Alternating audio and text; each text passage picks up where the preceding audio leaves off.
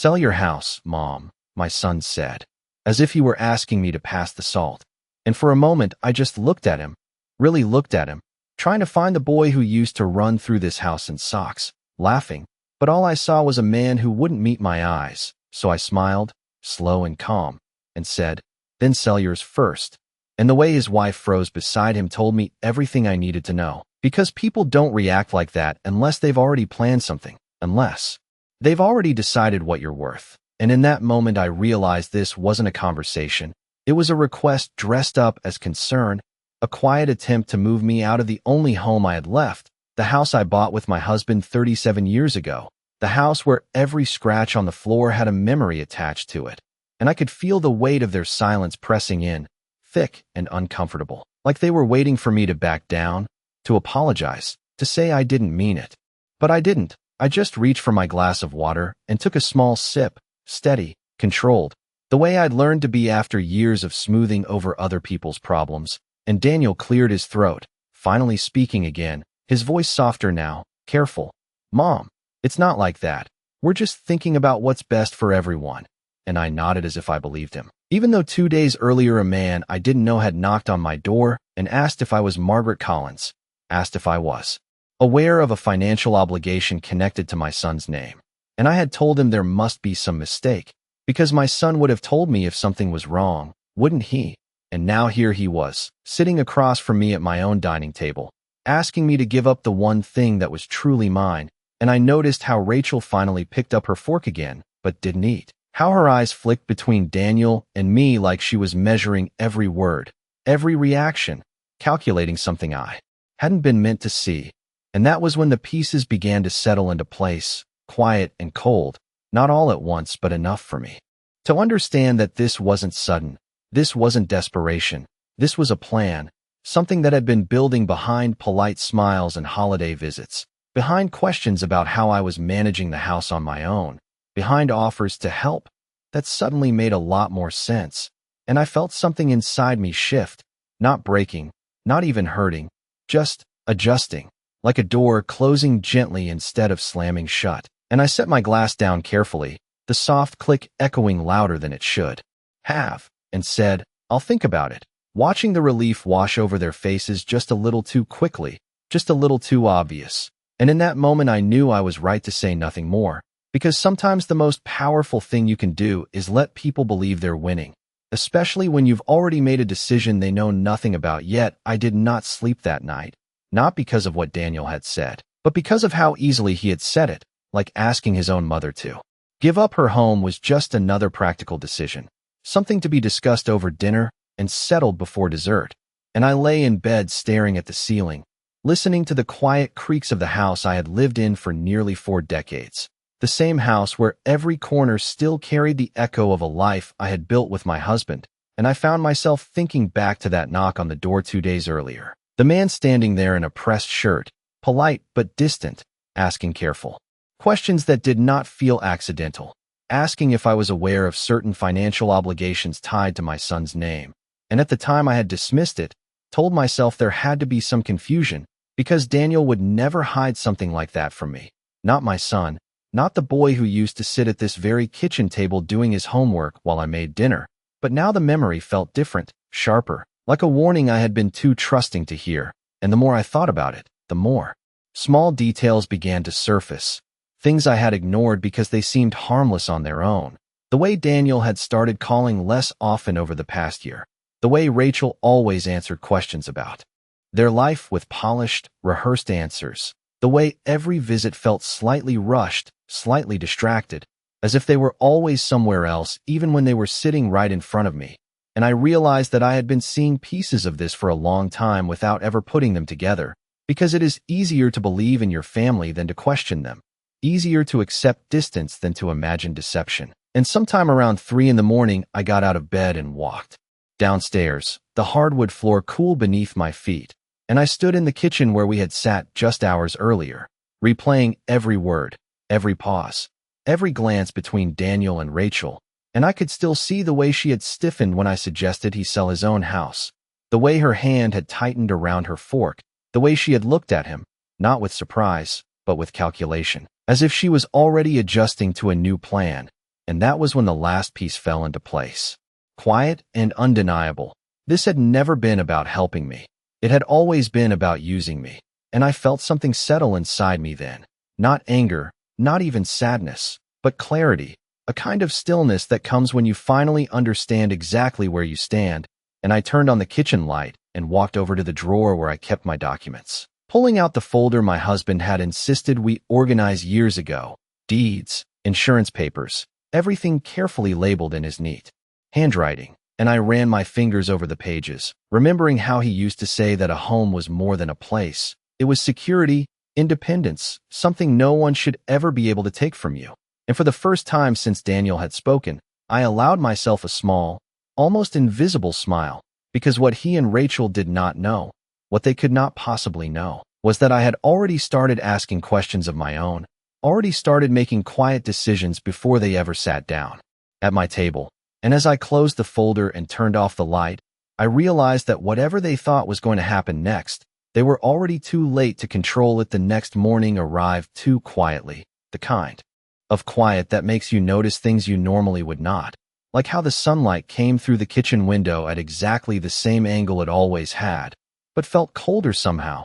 And I stood there with my coffee untouched, watching the steam fade into the air as I replayed everything again, not with confusion this time, but with a careful attention I had not given it before, because once you stop trusting what you hear, you start paying attention to what you see, and what I saw now was different, sharper, clearer, like adjusting a pair of glasses you did not realize were out of focus. And by mid-morning, I found myself sitting across from a man named Thomas Green, the same man who had knocked on my door 2 days earlier, only now I had invited him in, and he sat at my dining table with a folder in front of him, his expression professional but not unkind, and he spoke slowly, deliberately, as if choosing each word with care, explaining that there had been multiple attempts to secure loans using collateral that pointed, indirectly but unmistakably, toward my property, and I felt my fingers tighten slightly around the edge of the table, not out of panic, but out of recognition, because it confirmed what I had already begun to understand.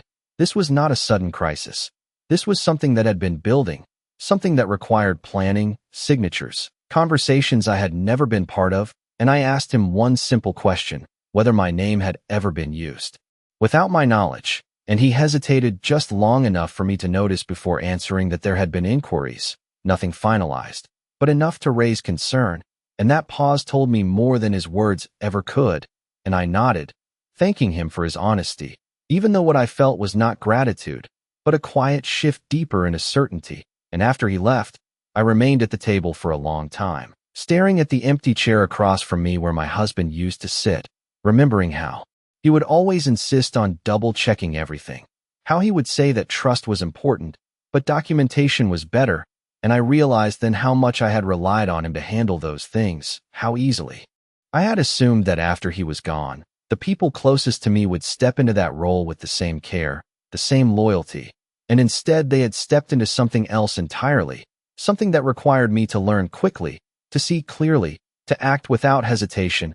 And later that afternoon Daniel called, his voice light, almost casual, asking if I had given any more thought to what we discussed. And I could hear Rachel in the background, not speaking, but present, always present, like a shadow just out of view.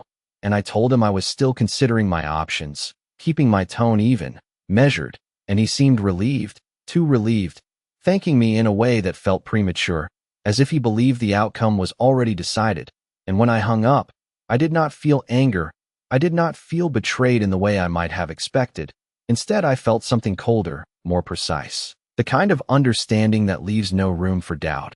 And I stood up, walked to the same drawer I had opened the night before, and this time I did not just look at the documents. I took them out, every single one, placing them neatly on the table, organizing them in a way I never had before, because for the first time, I was not preparing to explain anything to anyone. I was preparing to protect what was mine, and as I worked, methodically, quietly, I realized that whatever Daniel and Rachel thought they were building behind closed doors, whatever plan they believed was unfolding in their favor, they had made one critical mistake. They had assumed I would remain exactly who I had always been, and they had not noticed the moment I stopped being that person. That evening I sat in the living room with the documents spread out in front of me, the soft hum of the clock on the wall marking each passing second, and for the first time in years I allowed myself to revisit the past not with nostalgia, but with a sharper lens, one that did not soften the edges of memory, one that did not excuse what I now recognized as patterns, and I began to see how small moments I had dismissed as harmless had quietly formed something much larger, something deliberate. I remembered the first time Rachel suggested that managing a house this size must be overwhelming for someone my age, how she smiled when she said it, as if it were concern, and how Daniel had nodded along without really looking at me.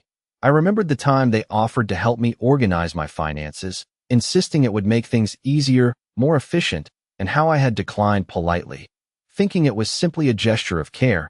And then there were the holidays, the subtle changes, the way they started hosting more often, gently shifting traditions away from this house, away from me, until I was no longer the center of anything, just a guest in the life I had once built, and each memory settled into place with a quiet certainty that left no room for denial, because it was never just one moment, never just one request. It was a slow, careful repositioning, a gradual attempt to move me out of my own space without ever having to say it directly. And I leaned back in my chair, closing my eyes for a brief moment, letting that understanding settle, not as pain, but as clarity, because pain can cloud judgment, but clarity sharpens it.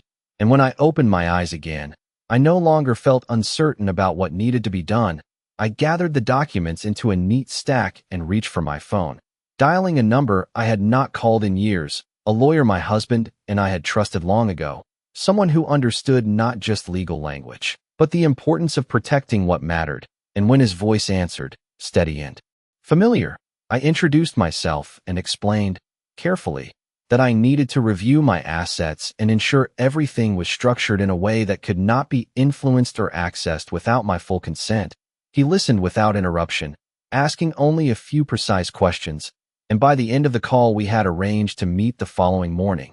And as I set the phone down, I felt a quiet sense of control returning, not in a dramatic way, but in the steady, grounded way that comes from taking the right step at the right time. And later that night Daniel called again, his voice lighter than before, almost hopeful, asking if I had made any decisions, and I told him I was leaning towards selling, letting just enough hesitation color my words to make it believable. And there was a pause on the other end, followed by a quick, almost eager response, telling me that was probably the best choice, that they would help me every step of the way. And I could hear Rachel in the background again, a faint whisper, a soft urgency, and I realized then how certain they were that this would go their way, how completely they believed I would follow the path they had laid out for me. And I allowed that belief to remain untouched, because sometimes the strongest position is not the one you announce, but the one you build quietly while everyone else is looking in the wrong direction. And as I ended the call and turned off the lights, I understood something with absolute certainty. Whatever they thought was coming next, whatever outcome they had already imagined, it would not unfold the way they expected. The next morning arrived with a kind of stillness that felt deliberate, as if the world itself was waiting to see what I would do next. And I dressed carefully, choosing a simple navy sweater and the pearl earrings my husband had given me years ago, not out of vanity, but out of habit, because there was a certain strength in presenting yourself the way you always had, especially when everything underneath had shifted. And when I arrived at the lawyer's office, the familiar scent of polished wood and paper grounded me in a way I had not expected, reminding me of a time when decisions like this were made together, not alone. And Mr. Harris greeted me with a calm professionalism that immediately put me at ease, listening as I explained everything without interruption, not just the recent conversation, but the pattern I had begun to see, the quiet attempts, the subtle pressure. And when I finished, he nodded slowly, as if none of it surprised him, and said something that stayed with me. That situations like this often reveal themselves not in dramatic actions, but in consistent behavior over time, and that protecting oneself did not require confrontation, only preparation. And together we reviewed my assets, every document, every account, every detail that defined what was mine. And as we worked, he suggested something that felt both simple and powerful. placing my home and remaining assets into a structure that ensured they could not be influenced or claimed without my explicit control, a step that would not change my life outwardly, but would quietly remove any leverage anyone thought they had over me. And I agreed without hesitation, signing the necessary papers with a steady hand, feeling something shift again inside me. Not relief, not yet, but certainty. And by the time I left his office, the plan that Daniel and Rachel believed they were guiding was no longer something they could touch, even if they did not know it yet. And later that afternoon, Daniel called again, his tone noticeably lighter, almost eager, asking if I had spoken to anyone about selling the house. And I told him I had started looking into it, letting just enough truth slip through to make the rest believable. And he responded quickly, offering to come by that evening, saying they could help me take the next steps, that Rachel had already been researching options, and I agreed, keeping my voice calm, even as if nothing had changed, as if I were still exactly the person they expected me to be. And when they arrived that night, I noticed the difference immediately, the way they moved through the house with a subtle sense of ownership, the way Rachel's eyes lingered just a moment too long on certain details, the layout, the space, as if she was already imagining it without me in it. And Daniel spoke more confidently now, explaining how selling would solve everything, how it would make things easier for all of us. And I listened, nodding occasionally, asking a few careful questions, allowing them to lay out their plan in full. Because the more they spoke, the clearer it became, not just what they wanted, but how certain they were that they would get it. And when there was finally a pause, when they looked at me expecting agreement, I gave them exactly what they needed to hear. I told them I was ready to move forward, and the relief on their faces was immediate, unguarded. And in that moment, I understood something with absolute clarity. They believed the outcome was already decided. They believed I had already given them what they wanted, and I let them hold on to that belief. Because sometimes the strongest position is not the one you reveal, but the one you protect until the exact moment it matters most. The following days unfolded exactly as I expected, quiet on the surface, but filled with subtle movements beneath. And I watched carefully, saying little, allowing Daniel and Rachel to take the lead the way they clearly wanted to. And it did not take long for their confidence to grow, because once people believe they are getting what they want, they stop hiding the way they move. And I noticed how Rachel began to speak more openly about our next steps, using that word "our" as if I were already included in a plan that had never been mine. And Daniel started bringing over printed listings, pointing out smaller homes, senior communities, places he said would be easier for me. And I nodded at the right moments, asked the right questions, playing the role they had written for me so completely that they never once questioned it. And each visit revealed a little more. The urgency in Daniel's voice when he talked about timelines, the way Rachel would interrupt to steer the conversation whenever it drifted away from selling, and most of all, the way neither of them ever asked what I wanted, not really, because for them the outcome was already decided. And I could see now that this was not about concern or practicality, it was about necessity. Their necessity, something pressing enough to push them past hesitation and into certainty. And one afternoon when Daniel thought I had stepped out of the room, I heard him lower his voice, speaking quickly, almost anxiously, telling Rachel that they needed to move faster, that things were getting tighter. And though I did not catch every word, I did not need to, because tone can reveal more than language ever will. And I returned a moment later as if I had heard nothing, carrying a tray with coffee and placing it on the table with steady hands. And Rachel smiled at me, that same practice smile, but now I could see what was behind it: calculation, expectation, and something else, something sharper, like impatience. And that was when I understood the full weight of their situation. Whatever they were facing was not distant, it was immediate, something that required action now, not later. And that realization only confirmed what I had already done was not just necessary, it was timely.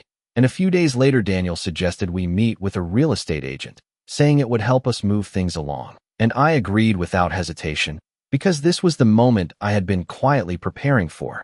And as we sat together in my living room with the agent going over market values and timelines, I watched Daniel carefully, the way he leaned forward, eager, engaged, as if this process already belonged to him, and Rachel beside him, nodding, adding small comments that framed everything as efficient, practical, inevitable. And when the agent finally turned to me, asking if I was ready to proceed with listing the house. There was a brief pause, just long enough for both of them to look at me. With expectation, with certainty, and I offered a small, thoughtful smile, the kind that reveals nothing, and said that I had taken some steps of my own and would need to finalize a few details before moving forward. And I saw it then.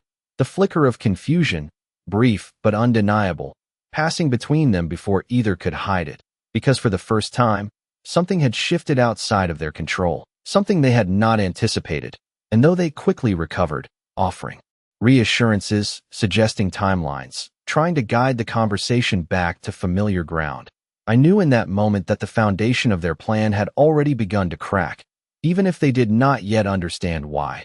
And as the meeting ended and they gathered their things, speaking with forced calm, I realized something with absolute clarity. They still believed they were leading this process. They still believed the outcome was theirs to shape. And that belief was the only advantage I needed.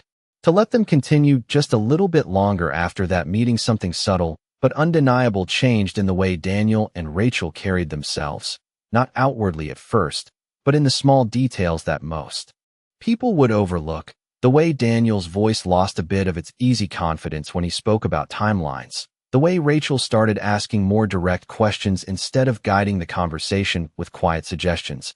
And I could see it clearly now. The moment doubt begins to slip into a plan that once felt certain, and I did not rush it. I did not confront it.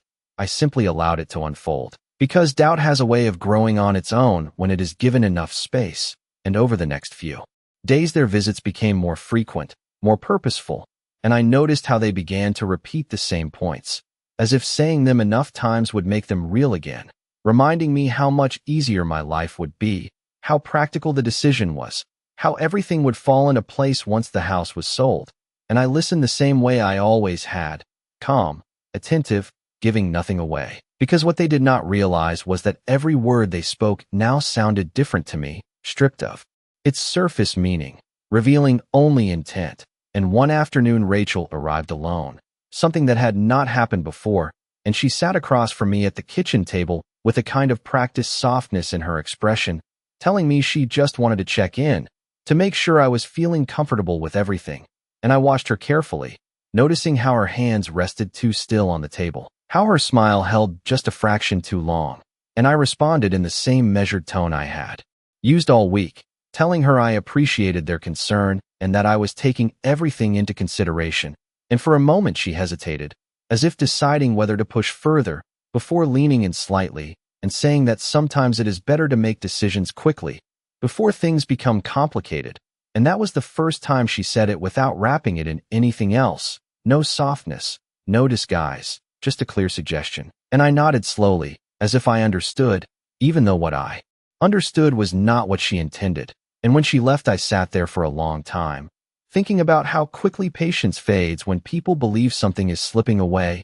And later that evening, Daniel called again, his tone more direct than before, asking if I had finalized the details I mentioned, and I told him I had made progress, choosing each word carefully, giving him just enough to hold on to. And there was a pause on the line, a longer one this time, followed by a quiet question, asking what kind of progress. And I let a small silence settle between us before answering that I had met with my lawyer and was making sure everything was structured properly before moving forward. And that was when it happened, the shift I had been waiting for, not in what he said, but in what he did not say, because for the first time since this began, he did not immediately agree, did not reassure me, did not guide the conversation back to selling.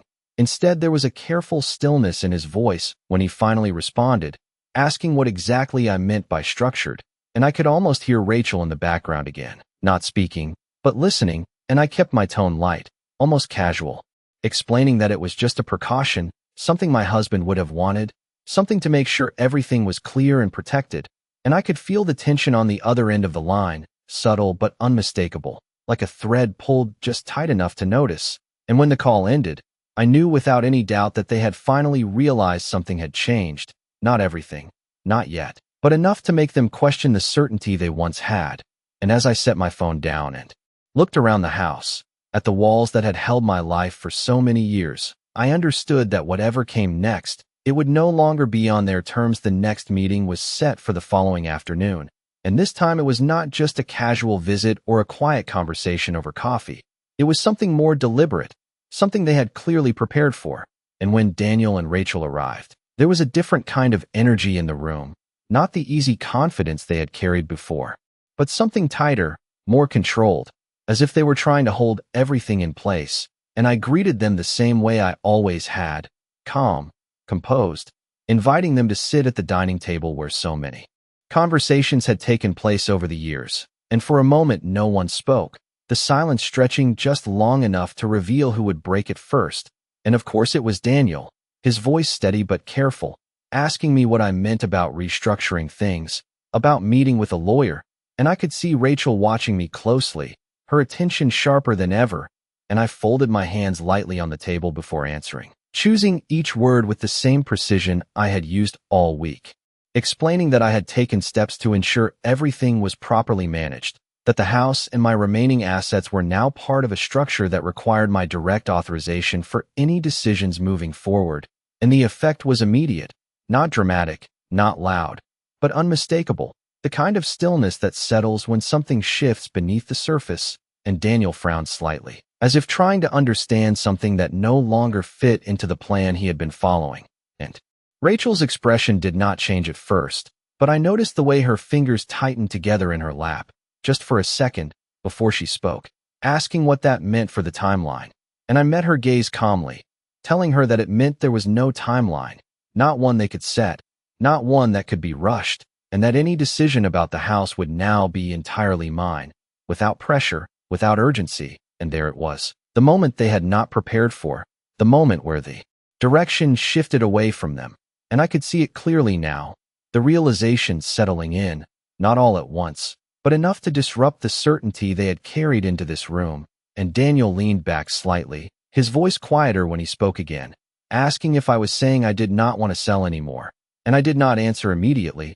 I allowed the silence to sit between us, steady and unbroken, before I finally said that what I wanted was no longer something that could be decided in a single conversation, not after everything I had learned. And Rachel's composure slipped then, just slightly, as she asked what I meant by everything. And I held her gaze for a moment before replying that I meant the inquiries, the financial pressure, the urgency that had suddenly appeared without explanation. And though I did not accuse, did not raise my voice, the meaning was clear enough.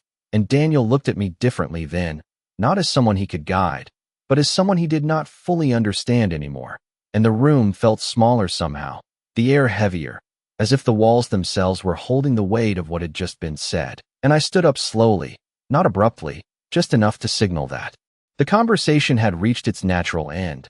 And I told them I would let them know if and when I decided to make any changes, and that until then, there was nothing more to discuss. And as they gathered their things, quieter now, more careful, I realized that the plan they had walked in with no longer existed in the same way. It had not collapsed, not yet, but it had been altered in a way they could not control. And as the door closed behind them, the house felt different again, not empty, not uncertain, but steady, grounded, exactly as it should be.